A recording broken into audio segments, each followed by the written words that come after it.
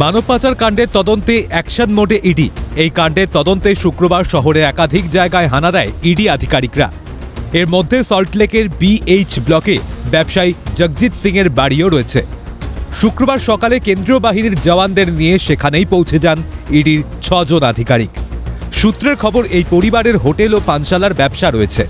জানা যায় 2015 সালে মানব পাচার কাণ্ডে একটি FIR দায়ের হয়েছিল। সেই সূত্র ধরেই এখানে ম্যারাথন তল্লাশি চালান ইডি আধিকারিকরা।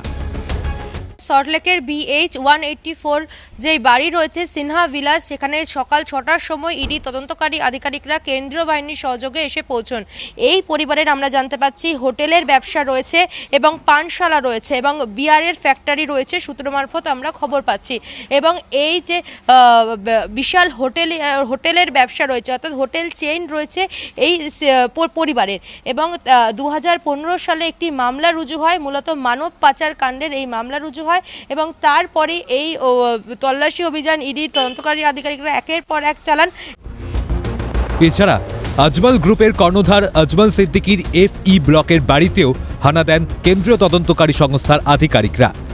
অন্যদিকে নাগের বাজারের সাতগাছি এলাকায় গৌতম সরকার নামে এক সিভিল ইঞ্জিনিয়ারের বাড়িতেও হানা দেয় ইডি একটি টিম। জানা যায় গৌতম সরকার বিভিন্ন পুরসভার সঙ্গে যুক্ত।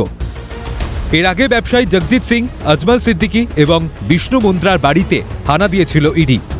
এই ব্যবসায়ীদের বিরুদ্ধে কালো টাকা পাচারের অভিযোগ রয়েছে। সেই সূত্র ধরেই গৌতম সরকারের বাড়িতে হানা দেন ইডি আধিকারিকরা। সূত্রের খবর, ওই ব্যবসায়ীদের সঙ্গে ঘনিষ্ঠ সম্পর্ক রয়েছে গৌতম সরকারের। মূলত ওই ব্যবসায়ীদের সঙ্গে তার কোনো আর্থিক লেনদেন ছিল কিনা, থাকলে সেই টাকা কোথায় যেত তা জানার চেষ্টা করছেন তদন্তকারীরা। এছাড়া গৌতম সরকার ও তার পরিবারের সদস্যদের ব্যাংকের নথিও খতিয়ে দেখা হয় বলে সূত্রের খবর। পাশাপাশি তার আয়ের উৎস সম্পর্কেও জিজ্ঞাসাবাদ করেন তদন্তকারীরা, এমনটাই সূত্রের খবর।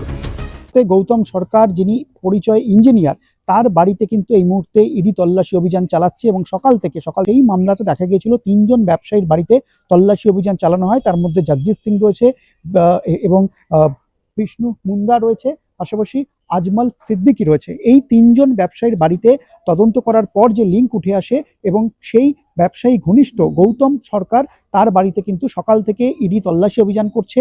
এবং গৌতম সরকার পেশায় ইঞ্জিনিয়ার হলেও তিনি কোথায় কাজ করতেন এবং এই ব্যবসায়ীদের সঙ্গে তার লিঙ্ক কি রয়েছে সেই বিষয়টা যেরকম খতিয়ে দেখা হচ্ছে, পাশাপাশি তার আর্থিক লেনদেনও কিন্তু খতিয়ে দেখা হচ্ছে। কারণ এই যে FIR হয়েছিল তাতে মূল যে মামলা ছিল যে মানব পাচার, এবং তার পাশাপাশি যে বিভিন্ন কালো টাকা শেল কোম্পানির মাধ্যমে কিন্তু সেটা সাদা করার একটা অভিযোগ ছিল।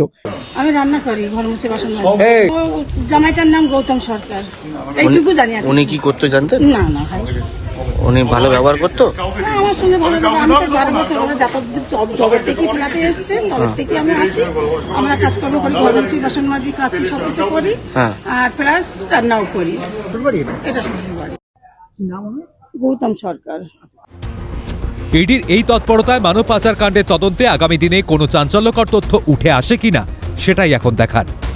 ক্যামেরায় গোপাল তপাদার, শুভময় দাস ও সায়ন্তন চক্রবর্তীর সঙ্গে রেশমি দাস, সায়ন্তন ভট্টাচার্য, সুদীপ্ত পাল ও শুভদীপ মান্নার রিপোর্ট, ক্যালকাটা নিউজ।